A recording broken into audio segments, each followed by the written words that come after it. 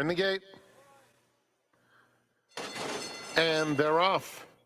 Cheering for Layla out alertly, but immediately taken back. Here's Danzig Till Dawn moving up to take the lead. Thirst for Passion is up close, and Coconut Girl now racing in third. Copperhead Fever is 4 off the pace in fourth, followed by Benster. Cheering for Layla now second to last, and Gioro is at the back of the field. Rounding the first turn, and it's Danzig Till Dawn, loose on the front end by 2. Coconut Girl is second, 3 lengths clear of Thirst for Passion, who's now 6 lengths off the leader in third. Copperhead Fever is just outside of her. Benster is well settled toward the back of the field, 3 lengths clear of Cheering for Layla and Gioro at the back. 15 lengths or so covers the field. Danzig Till Dawn in front with immediate pressure from Coconut Girl a length back second. A gap of 5. Back to Thirst for Passion, who's joined now by Copperhead Fever. Still another 4 lengths back to Benster, who has more than a dozen lengths to make up.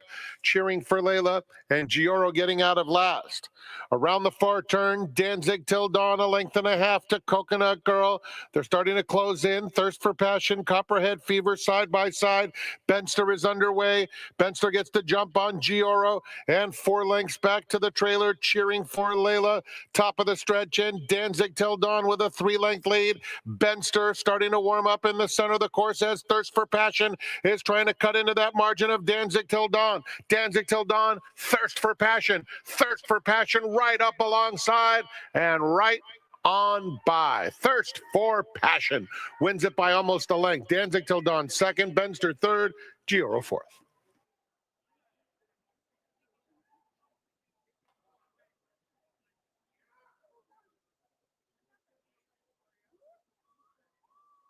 Posted in the infield as well, 137.38 the running time. Post time for the second is in 26 minutes. We're in the gate. And they're off. Woodbine Way is going out for the lead. Roman Empress comes through to immediately challenge, as does Queen of the Track in between those two. Falabella and Sapadilla, 5 separated by less than 2 lengths. Then City Glitter in the red colors, worked upon, 3 lengths off the lead, 4 in front of Cholima in Discrepancy. They move past the 3/8 pole, and it is Roman Empress on the inside, on even terms with Queen of the Track. Queen of the Track now takes the lead as they come toward the 5/16 pole.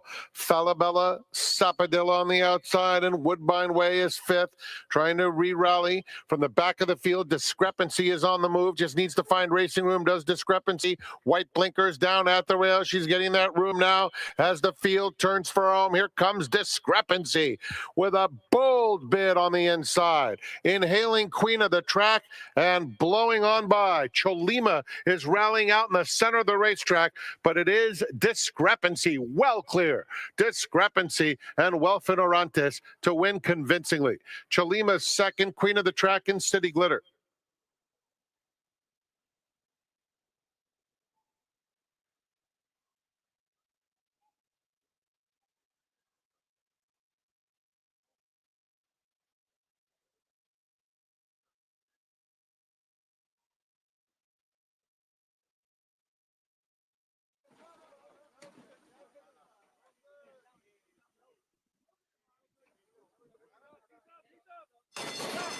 And they're off. Very tardy beginning for Melanie's Tiger. The rest of them came out pretty evenly. Grubauer is going out for the early lead. Harson up alongside in second, and Run Carry 3 deep third.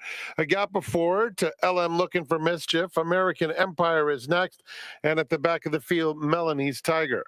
Pretty much single file as Grubauer holds the lead. Harson trying to keep close, but is now 2.5 behind as Grubauer sails away. 3.5 length margin going to the 3/8 pole. Then Run Carry in third, followed by LM Looking for Mischief trying to inch up, 4 in front of American Empire, and Melanie's Tiger continues to trail. Grubauer, 7-length cushion with 1/4 mile to go. Harson still holding second, 3 lengths clear of Run Carry and LM Looking for Mischief. They're at the top of the stretch, and Grubauer clear by 5, running powerfully. Harson holding second by a 6 lengths. Then Run Carry, LM Looking for Mischief. A complete blowout for Grubauer, who's on a roll. And Grubauer hand-ridden to a 5-length victory. Harson held second. Run Kerry third. LM looking for mischief fourth.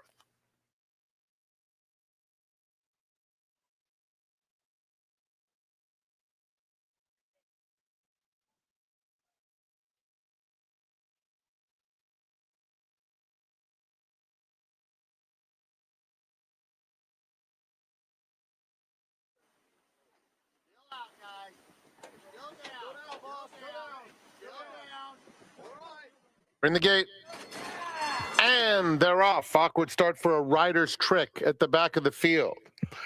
Score for Alice and Nephili are the first two out of the gate. Smiling Rapper comes away in third, a joint third, in fact, with Roman Bronze literally just outside that rival. Looks like there's one horse.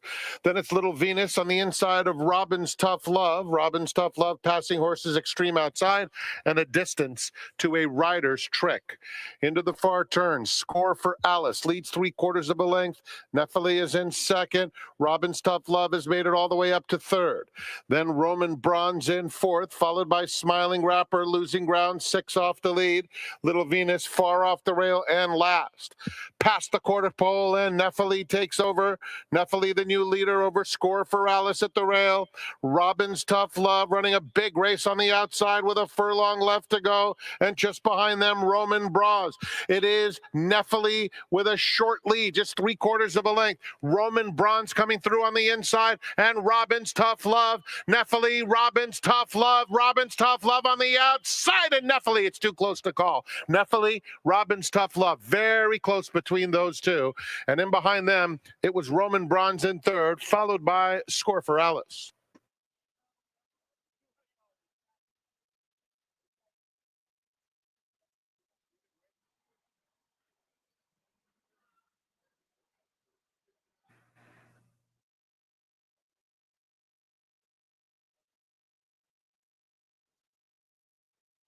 They're in the gate.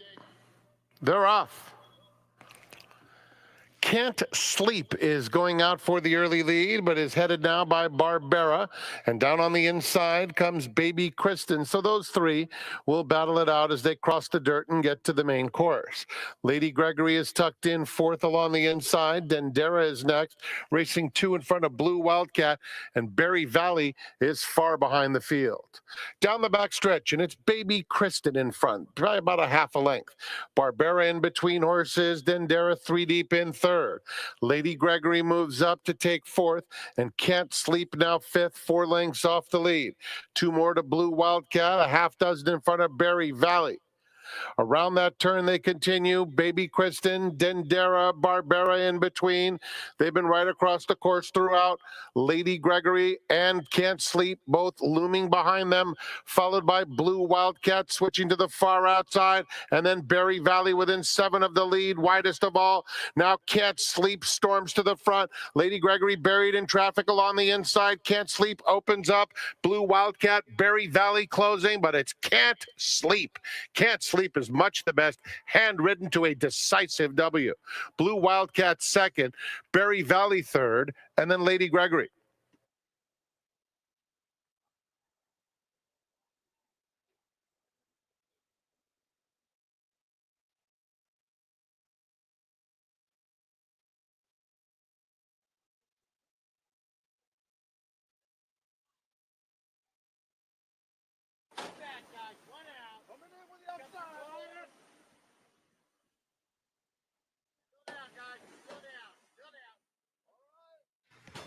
And they're off. Even start. Damasio out alertly. Lurking Fear is hustled out for the lead, immediately tackled by B Punctual, and Running Tiger sprinting from that far outside. Smoke 'em Easy is in the mix too as they move into the first turn. Pete's Old Fashioned is down on the inside. Damasio backs off now and is racing in the 5th spot just in front of Smoke 'em Easy, and outside of them a 4 wide Travel the Map. That entire group covered by less than 3 lengths as they swing on to the back stretch. Down at the rail, Battle Cruiser is next with Spiritist alongside and a gap of 5 to Notch. Down the back stretch, and it's Be Punctual showing the way. Has it by a length and a half with less than 5 furlongs to travel. Running Tiger is in second. Down on the inside, Lurking Fear a joint third. And Smoke 'em Easy inches up on the outside, takes that second spot.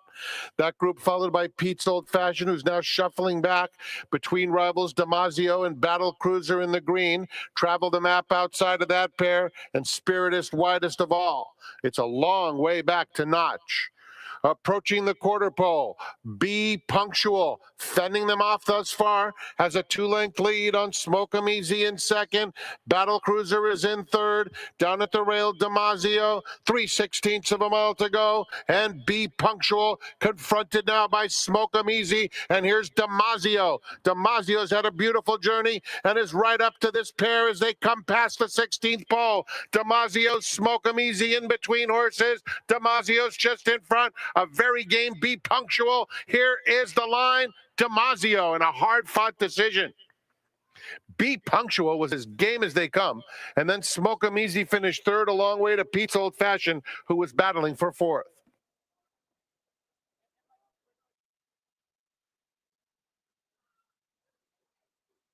Sassy Prancelot.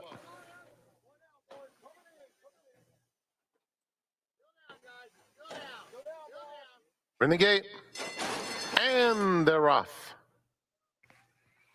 Nancy Griffith is vying for the lead. Ultimate High right up alongside, and Dancing with Maxine is now moving up and taking the second position. Then it's Sassy Prancelot now covering up Ultimate High, with Ashley Sandcastle by herself in fifth, 6 lengths off the leader. It's another 2 back to Quantum Energy, who is joined by Love Our Family. The 2 trailers, Glacier Rim and Doreen's Wildcat, is at the back, about a dozen lengths off the pace. Onto the backstretch, Nancy Griffith kept honest by Dancing with Maxine. It's 2 more lengths to Ultimate High, who races as a team with Sassy Prancelot. 3 lengths back to Ashley Sandcastle. No movement on the front end. Quantum Energy is next along the inside, 8 lengths off the lead, getting a touch closer. Love Our Family, followed by Glacier Rim and Doreen's Wildcat at the back. Rounding the turn, Nancy Griffith trying to shake away from Dancing with Maxine. Ultimate High is down on the inside, saving every inch of ground. A 3-wide Ashley Sandcastle. Sassy Prancelot is in between those two. 2 clear of Quantum Energy and Love Our Family. They fan across the course at the top of the stretch. There's room now for Sassy Prancelot, who's coming 1 from the outside, and Ultimate High on the outside of them. Ashley Sandcastle, with this sustained bid, is now up to take the lead. It's Ashley Sandcastle. Ultimate High nose and nose for the wire with Quantum Energy. Ashley Sandcastle gets there. Ultimate High was second. Quantum Energy finished up nicely, and in behind them, Love Our Family was in the battle for fourth.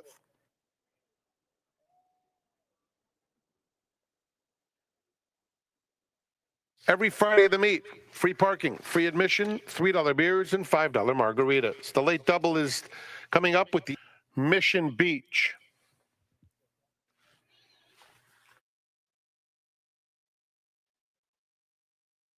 And they're off.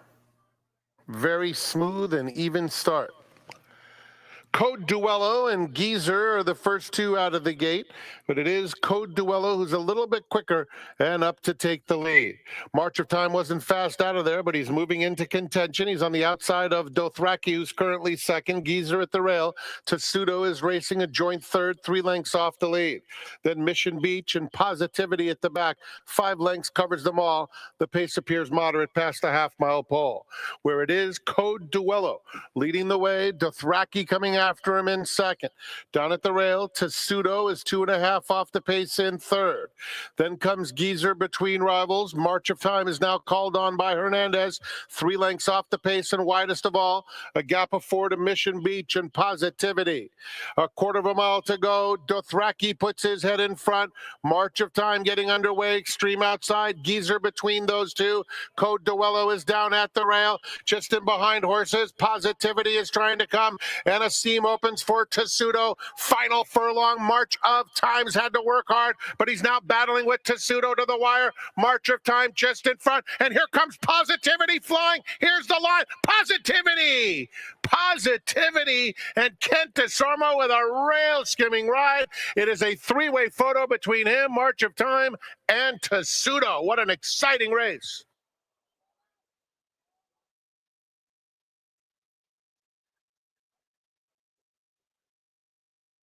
The outside goes in.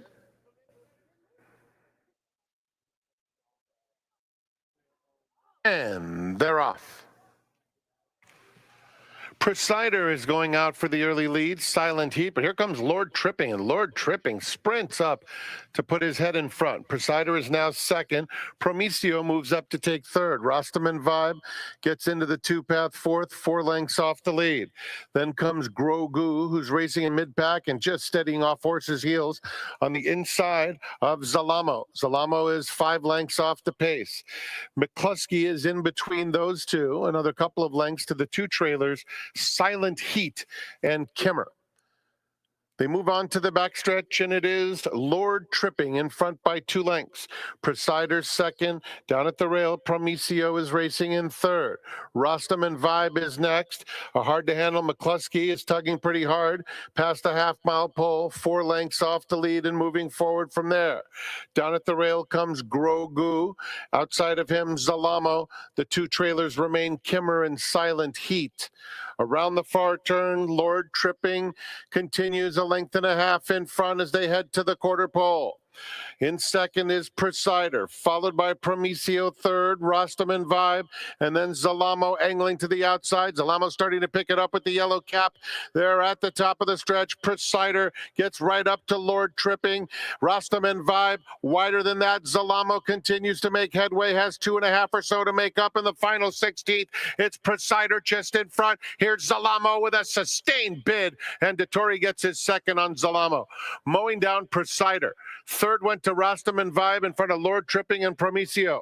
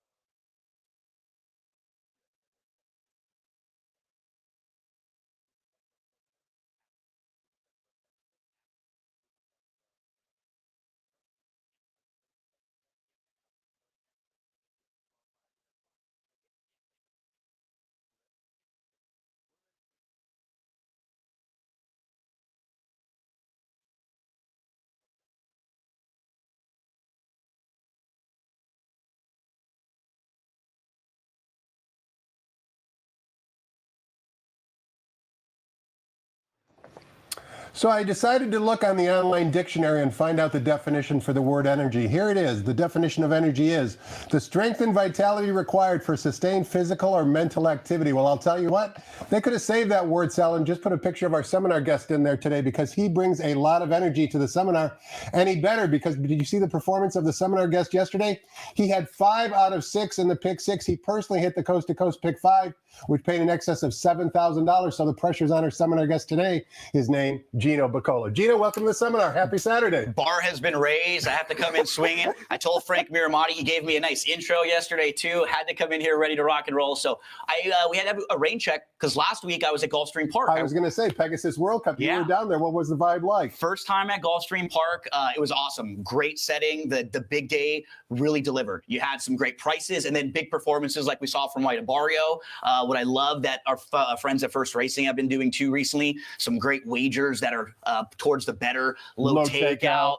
We've got the coast to coast that we're going to talk about today. Yeah. Free DRFPPs on that. No CAW wagering. I'm going to be plugging all over the place today. I'm going to be throwing the plugs in. So hopefully my friends at First, Tyler and Dustin over there, and Chappie and Andrew will be all happy. So we'll do our best to pick some winners today. We'll mention all the ways that you can get involved, because that's what's great. On a Saturday, so much action here. It's a busy day, to say the least. We've got 4 stakes races right here at the Great Race Place. Also, as I mentioned yesterday, let's pop up the graphic for today's tournament. It's a very interesting tournament. It's a $1,500 buy-in, Gino, and you well know it's an NHC Super Qualifier. $1,000 bankroll, $500 goes to prize money, which is returned to all the players. The $1,000 bankroll, all you got to do is bet 50 win place on 10 races of your choice. The races to choose from are all the races, the full card here at Santa Anita, plus the last 4 races at Gulfstream Park, And out of every 15 entries, there's 1 NHC awarded. That's why it's a super qualifier. It's a great opportunity to qualify not only for this year's tournament, which will be next month in Las Vegas, Nevada, but even if you're double qualified, you can qualify in 2026. If you're a tournament player, you have to be checking in at ExpressBet every single day, because there are all sorts of feeders. Qualifiers, $40 feeders, sometimes $1,000 or $1,500. That's a lot for people to fork up for an entry, but there's all sorts of tournaments where you can win your way in for $40, for $100. This one today is really important because, like you said, it's a direct entry. There's no other stops. You get yourself right into that one. So you want to go expressbet.com. You want to check out the tournament section right there, because you can always find action. And today, they're all races that we're going to be talking about. The full card at Santa Anita, the last 4 at Gulfstream. Those are stakes races, includes the Holy Bull. All 3 of those races are a part of the Coast to Coast Pick 5 as well. So, I mean, we're all combining all the great wagers. Work anyway, why not get involved? Because, like I said, it's a live money tournament. 50 win place. You just did a couple of those. You get your bankroll back, and you basically call it a wash. If you hit a few more, you're not only going to win that money, which is yours to keep, but you might even qualify for an NHC seat. You can't buy your way into the NHC. Simple format, also, right? Sometimes when there's the tournaments where they get a little bit bigger, like in the Pegasus World Cup, people go all in, right? Big tries and exactas and stuff like that. But I think these are the equalizers where you're just winning place picking, right? You're picking your 10 races, because we're all dealing with the same thing, right? Anyone can win no matter how big of a bettor you are or how small of a bettor you are. That's why the tournaments are the real great equalizer. You can play at ExpressBet or live right here at Santa Anita. You sure can. And you're wearing the company colors of the Daily Racing Form that you mentioned you're working for. And believe it or not, I've spent a lot of time on previous seminars talking about how valuable Formulator is. I know you use it extensively. I don't know what we did before Formulator, because it saves us so much time and gives us so much more knowledge. You can filter anything you want to look at, trainers, jockeys, whatever you want to do. It is an amazing, amazing handicapping tool. Yeah, they have a database that goes for the last 5 years, and it'll check in any stats that you want about the jockeys, the trainers, the owners.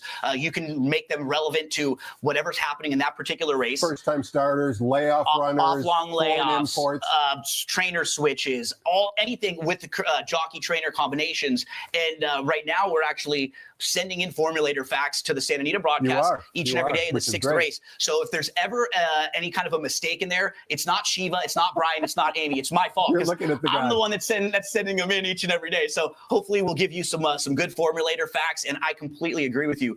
If you're someone who watches relays, you look at charts, this is going to save you hours and hours. You won't have to be going all over the place, looking at different tracks, looking at different replays. They're all right there in one place. You click one click, you're on the chart. You click one click, you're in the database. Shop.drf.com, and we'll be sending in the formulator facts every 6th race. So hopefully we can lead you in the right direction there. And one other cool aspect of Formulator, Gino, is you can put in your own personal notes. In other words, if you see a troubled trip that maybe the chart caller missed, you just put it into the database yourself. And then whenever that horse returns to action, it's going to appear automatically in your racing form, your personalized racing form. That's another invaluable tool. You don't need to have a photographic memory. You just put in what you saw, and then it's going to be in there for the rest of the horse's racing career. And just to really help you, if you want to print the past performances out, because I'm kind of old school, I'll look online, but then I want to print. I like to do the writing. I need to get my notes. I got my multicolored pens, so everything kind of jumps out to me. But what's really, really nice about when you save it, it actually puts the notes right on top of the horse's name. So it's right in your face when you print it out. You'll remember everything you typed in. It'll be right on top. So it's a great feature. And they're just trying to make it easier for us, more, save more time for us as handicappers. DRF.com, shop.drf.com. I mean, they got the articles all over there, the news. Steve Anderson and Brad Free do such a fantastic job out here on the West Coast. They've been keeping me informed for years and years and years. So anything you need, that should be a great resource for you before you make your final wagers. DRF.com. There's a rumor floating around that Gino might have taken the daily racing form to his prom. We'll find out if that in fact is true. We're also going to find out who Gino likes on today's excellent 10-race card. But before we do any of that, let's toss the microphone over to track announcer Frank Miramati and get the early changes on today's card here at the Great Race Place.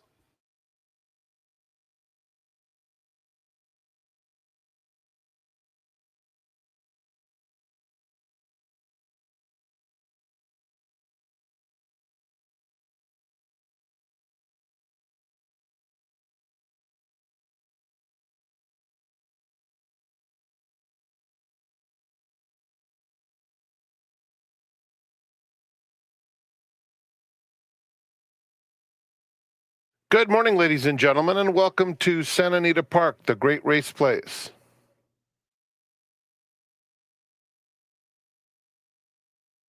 Track is fast, the turf is firm, rail on the turf at 0 feet. Here are the early changes. In the first race, no scratches or jockey changes. Early pick 5 starts in the opener. No changes in race number 2. Start of the early pick 4. The third is the Grade 2 Santa Monica Stakes. Note that there is no show wagering. The fourth, the Grade 3 Robert B. Lewis.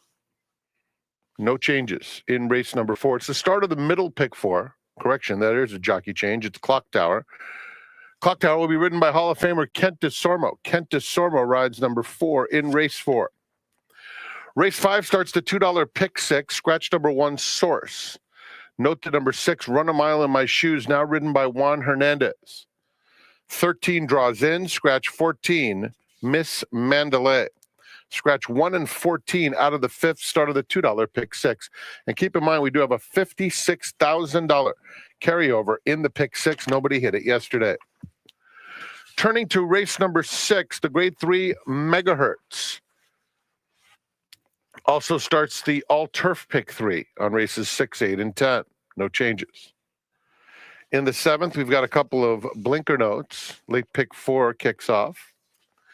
8th is the Grade 3 Thunder Road. Couple of blinker notes there. In the 9th, scratch number 1, Beer Buzz. 1 Beer Buzz is out. And in race number 10, the super high 5 wagering and put the blinkers on as noted for number 10. Those are the changes on today's card. Coast to Coast Pick 5 offered now Fridays, Saturdays, and Sundays. Today we begin at 1:43 Pacific with Gulfstream's 10th. Enjoy your afternoon here at Santa Anita Park. Let's go back to Quigley's Corner, his special guest today. You can find him on Twitter at It's Me Gino B. Gino Buccola.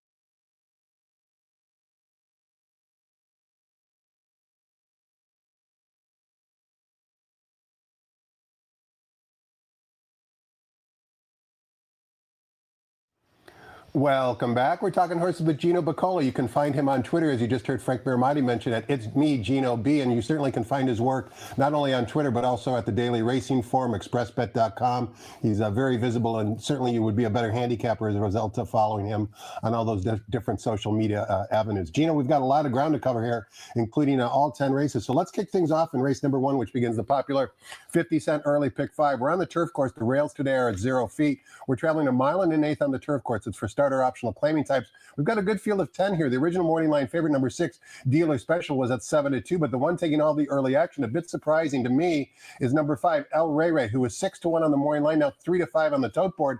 Give us your thoughts on race 1. Yeah, that one had a trouble trip last time out, but I'm going to go in a different direction here. I don't think there's that much really speed in this race. Doesn't look like Tom, it. right? No, so I want horses that I think can be forward in here. I love what I saw from Hurricane Way when this one was able to kind of drop in last time at Los Al on the dirt. So if you're reading the conditions of this race, sometimes we kind of pass over them. Remember, you had to drop in for a claiming tag to be eligible, and that's what happened. The only time this horse was dropping in last time at Los Alamitos to make him eligible, was able to win, was able to sit a little bit closer, made an early move last time out. She got bumped a little bit at the start, broke in, ended up 4th, was a couple lengths off, and then made a really nice sustained run, hit the front, and then held everyone off. And that's tough to do at Los Alamitos with that long stretch. Sometimes you hit the front a little bit early. So we know that this horse can run on the grass because they've shown success on the grass against the maiden special weights. And we know that now he can go long because we saw him get the mile. Can he get the mile in an 8th? Can he sit a nice trip? I think Hurricane Way will be forwardly placed in here. Also felt like Brave Blend from the outside, another one who can sit a pretty good trip. Even with that outside draw, sometimes it can be a blessing in disguise because you get forced a little bit more. You know, your kind of decision is made up for you. You got to go so you don't get parked wide.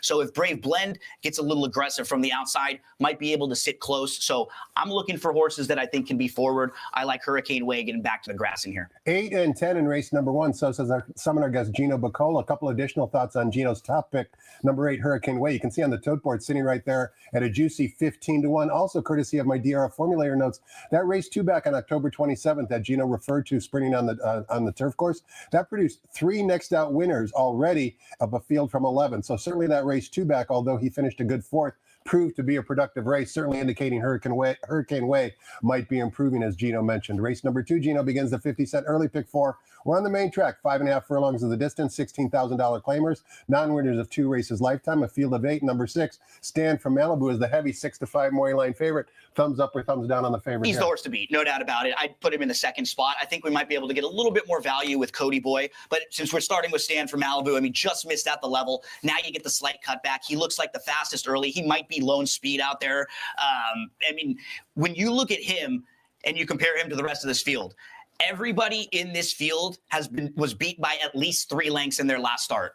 So he's facing a group that just isn't coming off of some of their best performances, and he fits really well. The one who I'll give a little bit of a look to is Cody Boy, who actually gets back to the dirt. If you look at his dirt form, 3 starts back, he's facing 32 non-winners of 2, so tougher, has speed, but he can sit and pass horses. He just hasn't fired in the 4 races on the grass. He doesn't even show the same type of speed on the grass. So I'm hoping getting back to the dirt, he'll be able to be more forwardly placed in here. So yeah, I'm going to give him a big shot. That 32 non-winners of 2, there were 3 next out winners that day. So again, using our charts and the DRF formulator PPs, they can show us that he's coming out of some live races. Race number 3 is the first of 4 stakes races on today's card.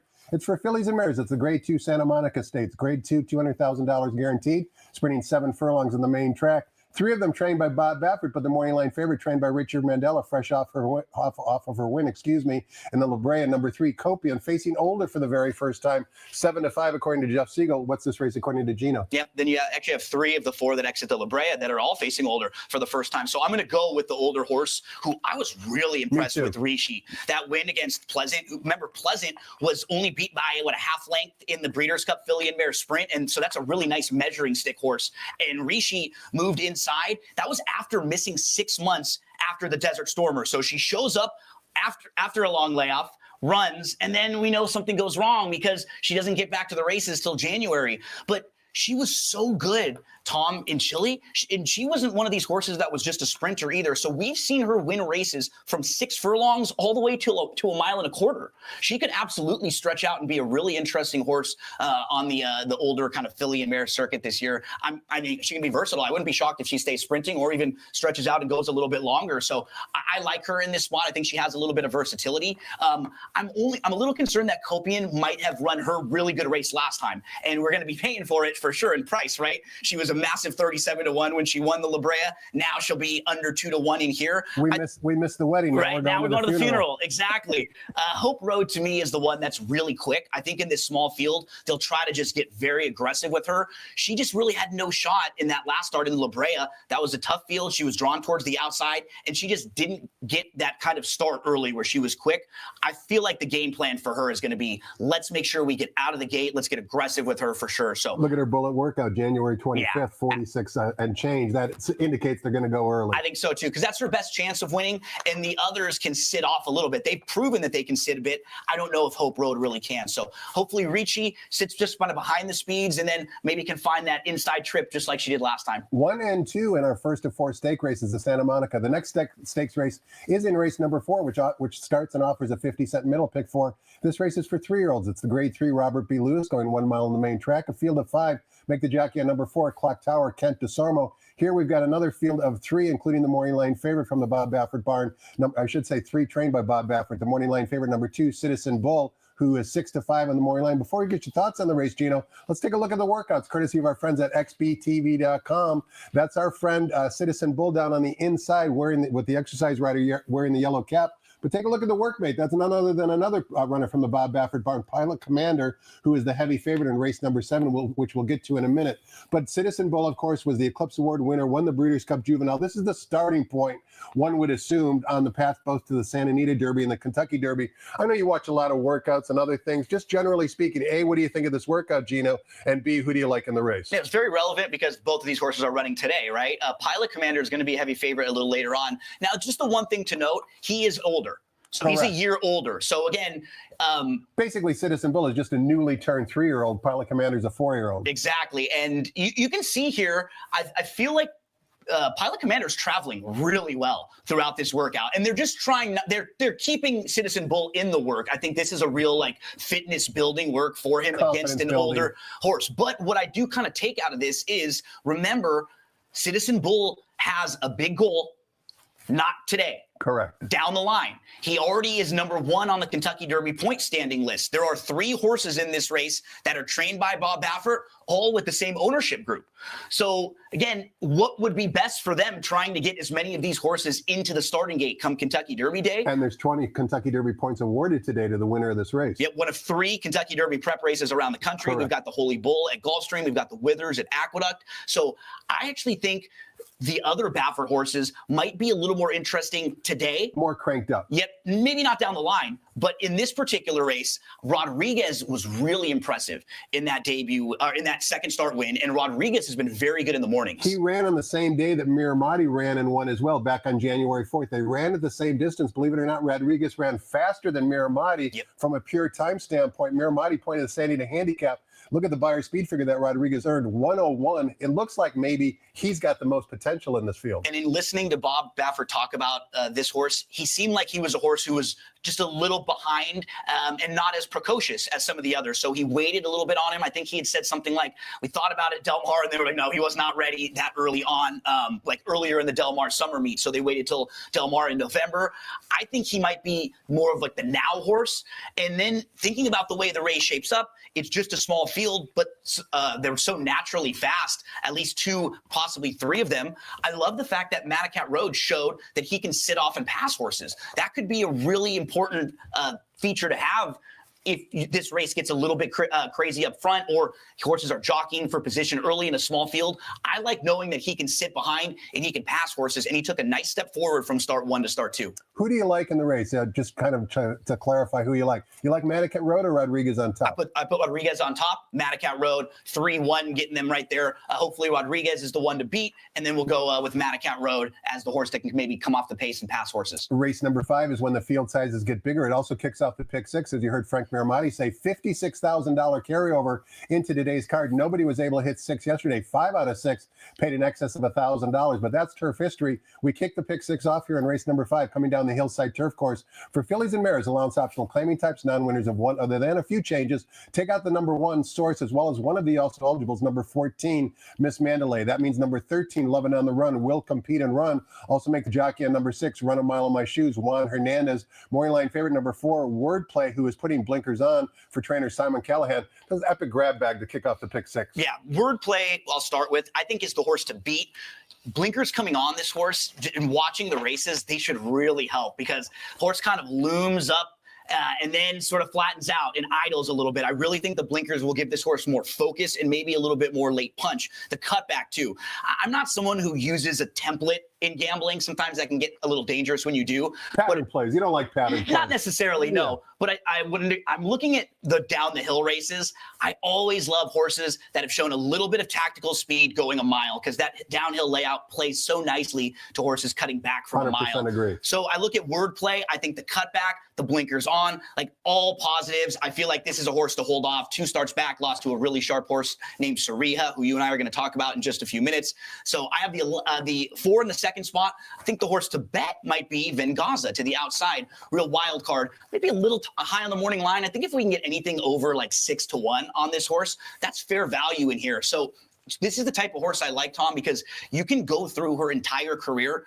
Everything makes sense. Career debut, it's a match race. She's in a field of 2, she wins. But they think enough of her out of that race to throw her in the Santa Anita Oaks in her second start. Coming out of that, she's off for 10 months from April of 2023 to 2024 February. Shows back up with a really good 4th going 6 on the turf. She's actually favored going down the hill in her next start, but something goes wrong again because she's off from March to September. Shows back up in September, hooks a very nice horse named One Magic Filly. Again, following that race, she's off on a layoff. One Magic Filly comes out of that to win a grade 3 race in her next start.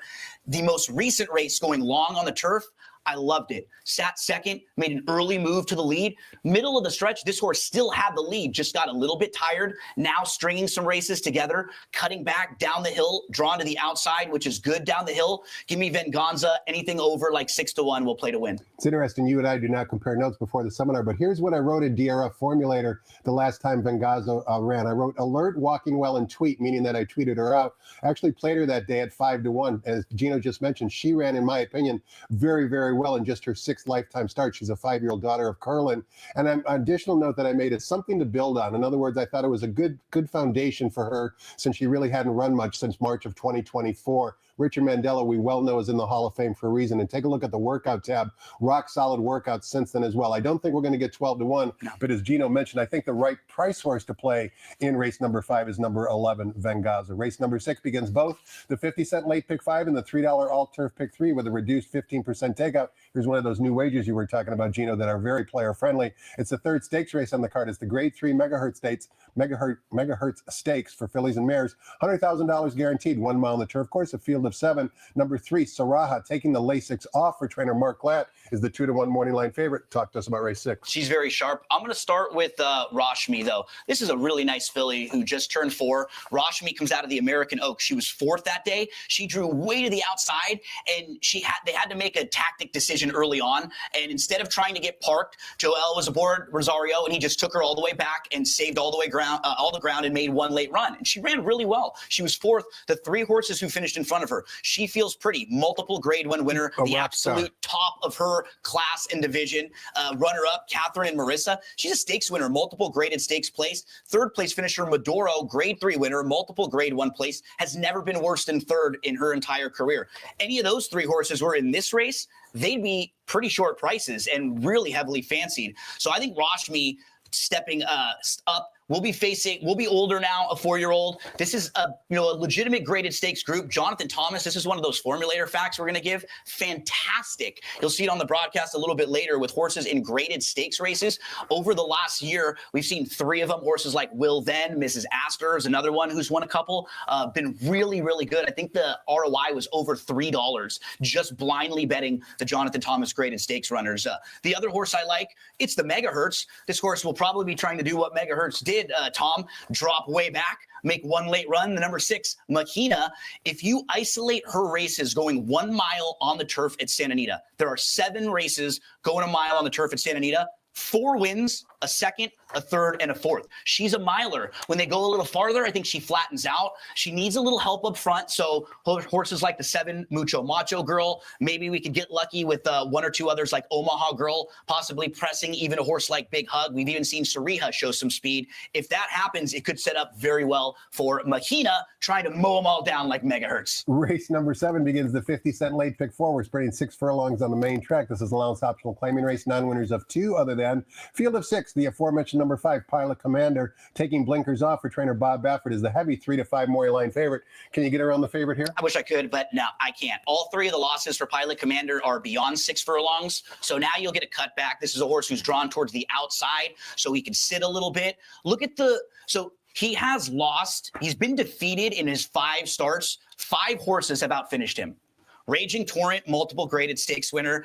You've got Stronghold, the Santa Anita Derby winner, who we saw recently in the Pegasus. You've got Imagination, who he's actually defeated before. Red Flag was in the middle of I think a 3-race win streak and had won 4 out of 5.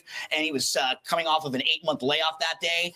And then Muth, who's a multiple grade 1 winner. So really no shame in losing to any of those horses. It's a great spot for him to get a confidence building win. And I think he's going to be really, really tough in here. I'll also use the 6 underneath, see through it. He has speed, but he can also sit off a little bit. And I'm doing the same thing with him. Look at some of the company that he's faced. Breeders' Cup winner, Straight No Chaser, Raging Torrent, The Chosen Vron, 19 for 25, multiple grade 1 winner, one of the best Calbreds of all time. So he's faced really nice company too. I'll use the 5 and then the 6. A couple additional comments on Gino's top 2 selection. Let's focus on his second pick, number 6, See Through It. Certainly is a warrior in terms of winning races. 38 career starts, 11 wins, 7 seconds, 7 thirds. Certainly has a nose for the finish line. Number 5, Pilot Commander. You might not want to use the Beyer speed figures, but one thing you have to admire and acknowledge at a minimum is Pilot Commander. Every subsequent race is better than the previous one. He has that good improving Beyer speed figure that I like to refer to often. And I think he's going to take another step forward today. And if he does, he's going to be tough to beat as the morning line and prohibitive post-time favorite. Race number 8 is the final stakes race on today's card. It's the Grade 3 Thunder Road Stakes going 1 mile on the main track. We've got a field of 9. Race 8 also begins the $3 late pick 3 with a reduced 15% takeout. Speaking of 9 runners, the runner on the bottom, Seal Team, is the 5-2 Maury line favorite. Tough outside post. Before we get your thoughts on the race, Gino, we want to watch a replay that a number of these runners exit, including Seal Team and Zio Joe. This race was back on November 30th at Del Mar.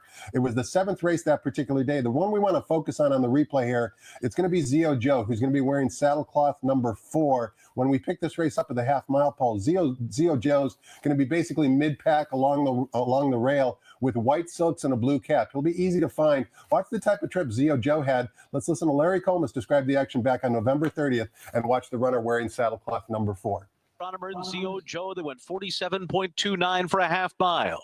They're being followed by Mi Hermano Ramon, who's about 12 lengths off the lead right now, and Almendares is moving outside of him. Then Easter, followed by St. Anthony, and redistricting is still last as they make their way around the far turn, still about 14 lengths off the lead. Around the turn they go. Sumter and Fast Buck are going to turn for home together with Seal Team in pursuit now. Swings up on the outside and goes right on by, and Astronomer is coming on too. Mi Hermano Ramon is there on the outside. Redistricting in the middle of the turf course. Got a lot of work to do, but is motoring on the far outside, coming down to the wire. Mi Hermano Ramon redistricting, coming late. Mi Hermano Ramon won it. Gino, as we watched that replay, Tiago Pereira had to check multiple times, both on the backside, going into the far turn, even coming into the lane. As we watched the gallop out right here along the rail, nothing wrong with that. He certainly has a lot of run. He's a son of Nyquist. He's a huge 10-1 on the morning line. You like him in this race? Yeah, and since his return in July, you can really go through all of his races again. I love doing this. I call it archaeology. You're digging through the past performances here. He needed the race coming off the bench. Then he's a good third. 3 races in a row where he's third, he's second. Then he wins back-to-back. One of those wins against El Patente, who's 7-2 on the morning line. So we know from a class standpoint, he's capable. He has a ceiling that's really high. But that last start, we could see there were things that hindered him in there. He had legitimate trouble in that race. He ran into traffic multiple times. Horse who won that race, Mi Hermano Ramon, he saw him last weekend at the Pegasus. He ran really well again in the Pegasus. He was fourth. He was only beaten a couple lengths. He finished second behind Johannes in the San Gabriel there. I like this horse a lot. One of the only problems I have, I heard Chappie give this horse out on the radio this morning. So now I got a piano on my back with old Jeff Chapman and Theo Joe. Anchor, isn't it? I know. So we'll see. 3 and 9 in race number 8. Good race when we continue with good racing in race number 9. This race is for Calbred maidens, 3-year-olds sprinting 6 furlongs on the main track. 1 scratch. Scratch the 1. Beer Buzz also begins the $5 late daily double, once again with a reduced 15% takeout.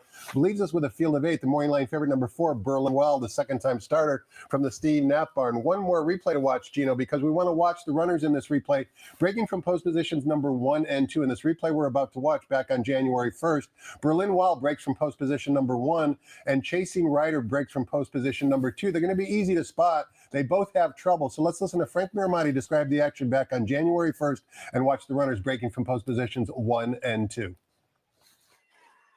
And they're off. Mr. Machu Picchu quick. So is Gray Area on the outside. And in between them, Let Me In is a little quicker. So Let Me In and Gray Area now head and head. Mr. Machu Picchu keeps pace along the inside, speeds up now, and he is in front. Chasing Rider is very eager along the inside. He has to calm down at this stage. Only 2 lengths off the lead with He's a Gangster right next to him. Another couple back to Hornsby. Berlin Wall 6 off them. And another 2 to Smooth Whiskey going down. Mr. Machu Picchu, midway on the far turn, puts almost a length on Let Me In second. Then comes Gray Area third. Chasing Rider along the inside, gets some breathing room. Berlin Wall is trying to rally inside. He's a Gangster. Many chances at the top of the stretch. Mr. Machu Picchu clinging to the lead. Let Me In trying to go by at the furlong pole. Mr. Machu Picchu, a length and a half. Let Me In trying his best, followed by Berlin Wall coming down the center of the racetrack past the 16th pole. Mr. Machu Picchu, all the way for Bondi and Orantes. Gino, as we watch the gallop out for number 1, Berlin Wall, you'll see Tiago Pereira talking to one of his fellow riders. That race was at 5.5 furlongs. He gets an extra half furlong today, going 6 furlongs. But however, as we saw in the replay, number 2 in that particular replay, Chasing Rider, was ranked, full of run, really had nowhere to go. First-time starter, likely to improve with the outside post. Yeah, and what's nice, you go from the inside to the outside, right? Probably keep yourself out of some of that trouble that he dealt with. He was looking for room. He kept coming on again. And then early stretch when he got a little room, he was tired because he kept coming and starting and stopping. That's a lot to ask of a horse making their first start. So I actually think coming out of that race, maybe he could offer you a little bit of value there. I put him in the second spot, though, because I actually think the first-time starter is really interesting here, Tom, outworker for Tim Yakteen. So when I'm handicapping races and I'm looking at first-time starters, almost like I have a little bit of a checklist of things, how many pieces on this checklist can I cross off or can I check the box? So this horse, pedigree-wise, the Dam was a 7-time winner, and she won her second start. She produced 3 foals to have raced so far. All of them were winners. They won their debut, and then the other 2 won their second start. So what that shows me is from the Dam and the siblings all have precocity. They're all win early. One of them, the debut. The other 3 won in their second start. So pedigree-wise, I like that. I'm looking at the formulator stats that we've mentioned a few times. Over the last year, the Tim Yakteen barn with first-time starters, 5 for 24, 21%, a $4.54 ROI. They've had winners at 10-1, 9-1, over 4-1, 18-1, and 7-1 in the last year. They are firing with horses at just around this price, all in that range of this one. So you look at the barn, very capable first time out of the box. This particular runner has a nice steady tab and a good pedigree. We've got the formulator facts and the statistics that help us. You can even see January 18th, there's a work from the gate on XBTV, inside of a mate, strong gallop out. So all of the things I'd be looking for first time starters, this horse has, and I think is very, very live in here. It's interesting, Gino. One thing you don't find in DRF Formulator are some of the private clocker comments. I'll read to you what Andy Harrington from NationalTurf.com had to say about that January 11th work for Outworker that you just mentioned. Basically, he gave it a grade B, which is a very good grade. Freysu was up actually for that morning workout, and Andy's comment was should be finishing and will like 2 turns down the road. Exciting prospect, really good competitive race in race number 9. We close out the day in race number 10, offering $1 super high five wagering. We go 1 mile on the turf course for allowance optional claiming types, non-winners of 1 other than, a full field of 11. Number 9, American Glory, is a first-time gelding. Cerie DiMarzio is the 5-2 Maury line favorite. 1 start so far at Del Mar here in the United States. Had Lasix, ran okay. Give us a winner for a dinner here to close it out in the race 10, Gino. Yeah, I wish I could be a little more creative to close it out. I think the 7 is really well spotted, and some of it has to do with the rest of the field. Only 2 others in this field hit the board in their last start. So he's that new face, making his 2nd start in the U.S., coming off of a really good effort. He actually has the lead early in the stretch. He was a clear-cut 2nd that day. I'm just looking for a newish face in a race where I feel like most of these I kind of know their ceiling, or I've seen who they are.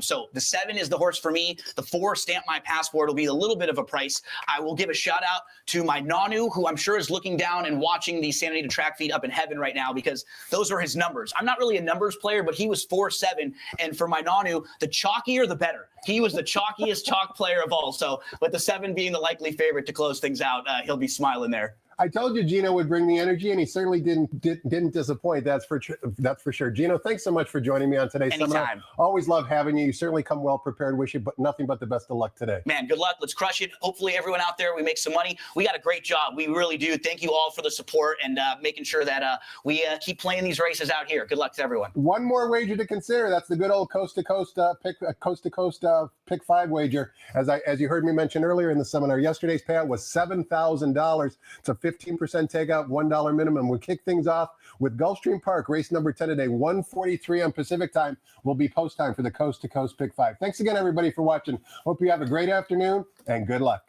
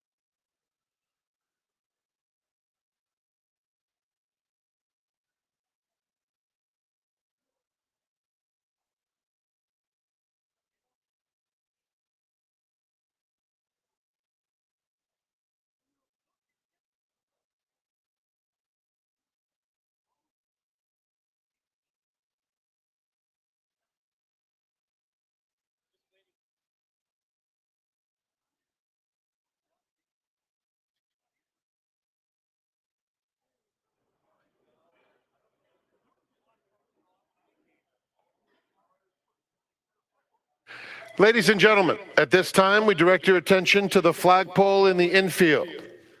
And we ask that you please rise and also direct your attention to the winner's circle for our national anthem today. We have Jay Cohen, Rick Tyree, and Bill Frazier.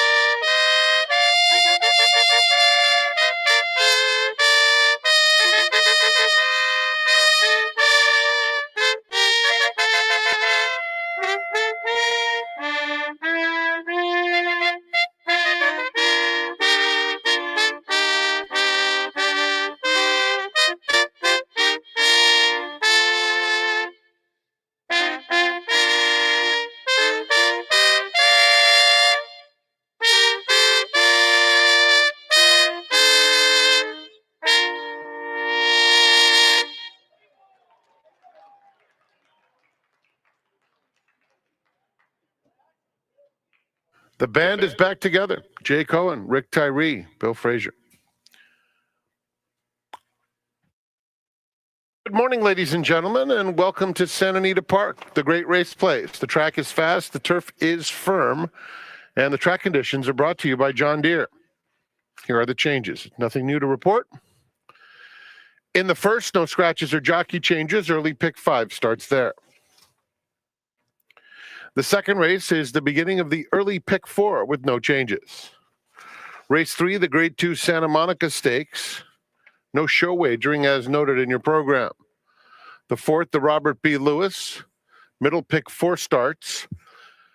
Kent DeSormo rides number 4, Clock Tower. Race 4, number 4, Kent DeSormo. In the fifth, the beginning of the pick 6, 56,000 plus in the carryover. Scratch 1 source. Note that 6, Run a Mile in My Shoes, now ridden by Juan Hernandez. And scratch number 14, Miss Mandalay. Number 13 does draw in and will run. The 6 starts the $3 all-turf pick 3 and the 50-cent late pick 5. There are no changes. In the 7th, first leg of the late pick 4. Couple of blinker notes. 8th race, $3 pick 3 wagering offered. Couple of blinker notes. 9th race begins the $5 late double. Scratch number 1, Beer Buzz. And in the 10th, super high 5 wagering is offered. And there are no scratches or jockey changes. Enjoy your day at the Great Race Place. 26 minutes to the opener.